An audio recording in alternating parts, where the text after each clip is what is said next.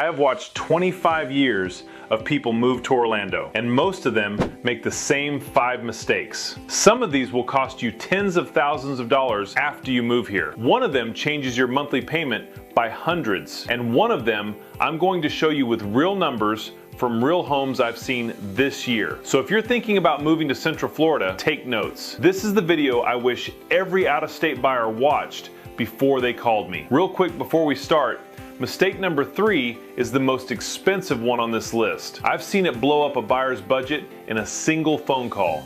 And mistake number 5, that's the one that breaks families' hearts after they've already signed the contract. Stay with me through the whole video because the last one is the one nobody warns you about. All right, let's get into it. Mistake number 1, buying a home too close to the theme parks. A lot of people move here thinking, we'll be at Disney every weekend. And maybe you will the first couple of months, but after year 1, most newcomers go to the parks 4 to 6 times a year. That's it.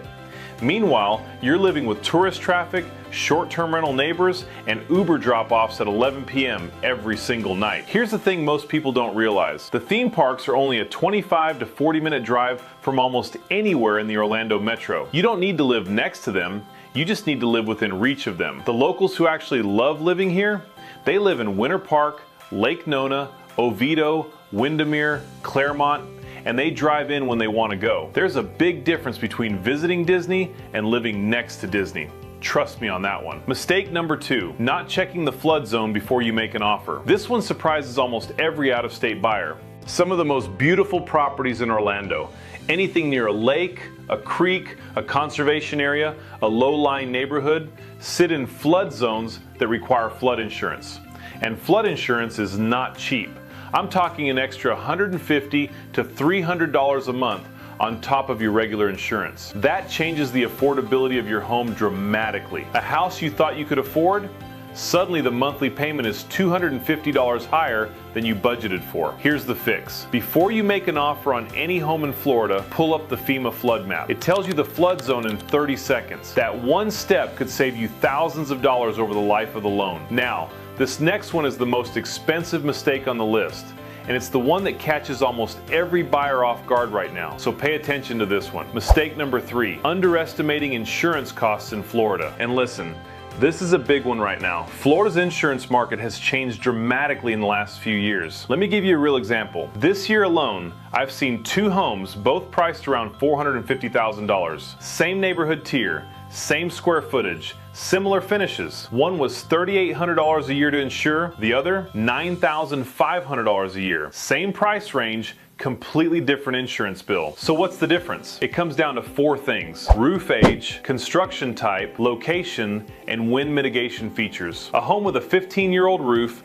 no wind mitigation, near the coast, that's a $9,000 plus premium. A home with a brand new roof, hurricane straps, hip roof design, away from flood zones, that's the $3,800 home. Here's what you do. Never trust the generic Florida insurance estimate. Never. The moment you're seriously interested in a specific house, get a real quote on that specific address. A good insurance broker will turn it around in 24 hours. Buy from real numbers, not from a fantasy budget. Mistake number 4, visiting Orlando in December and assuming that's what it feels like year-round. Listen, Orlando in December is one of the best places on earth. 75 degrees, low humidity, holiday lights everywhere. The parks are decorated, the air feels perfect. Everybody falls in love with Orlando in December. But Orlando in August? Different climate entirely. 95 degrees, 90% humidity, daily afternoon thunderstorms.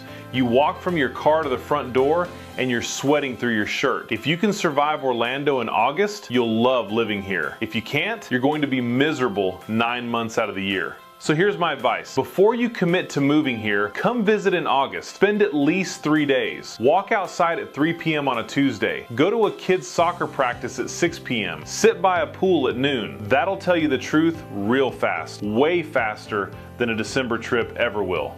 And mistake number 5, and honestly, this one is heartbreaking when I see it happen. Falling in love with a house before checking the school zone. This happens all the time. Buyers find the perfect home, pool in the back, updated kitchen, great street. They make an offer, they sign the contract, and then they find out the home is zoned for a school they don't want their kids in.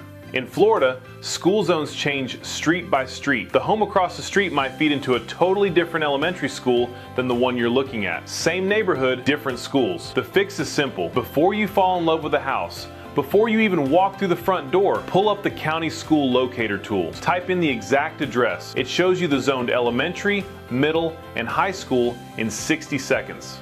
If schools matter to your family, this is the single biggest filter you should run before you fall in love with any home. Skip this step and you'll either be stuck or starting over. So those are the 5 mistakes I see out-of-state buyers make over and over again moving to Orlando. Here's the good news. Every one of these is avoidable if you know about it ahead of time. And that's exactly what my team does every single week. We help out-of-state families relocate to Central Florida without stepping into the traps. No pressure, no pitch, just honest answers from someone who's done this for 25 years. And if this video helped you, hit subscribe. See you in the next one.